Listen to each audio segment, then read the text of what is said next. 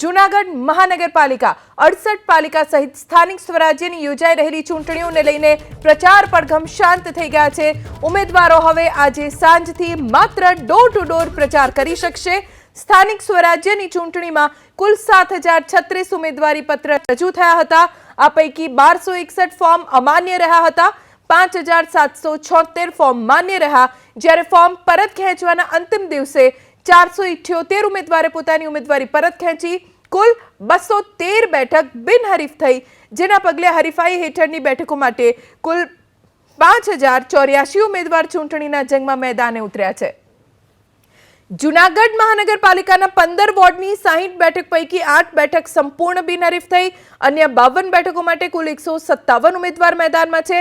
અમદાવાદ મહાનગરપાલિકાના ward number 7, Bhavnagar પાલિકાના ward number 3, Surat મનપાના વોર્ડ નંબર 18ની પેટા ચૂંટણી હેઠળની 3 બેઠકો માટે ચૂંટણી યોજાશે, જેના માટે 17 ઉમેદવારો મેદાનમાં છે। સામાન્ય ચૂંટણી હેઠળની 66 પાલિકાઓમાં 461 વોર્ડ પૈકી 24 વોર્ડ સંપૂર્ણ બિનહરીફ, કુલ 1844 બેઠક પૈકી 167 બેઠક બિનહરીફ। હવે 1677 બેઠક પર ચૂંટણી યોજાશે। આ બેઠક માટે 4374 ઉમેદવારો હરીફાઈમાં છે। 16 ફેબ્રુઆરીએ સવારે 7 વાગ્યાથી સાંજે 6 વાગ્યા દરમિયાન મતદાન યોજાશે।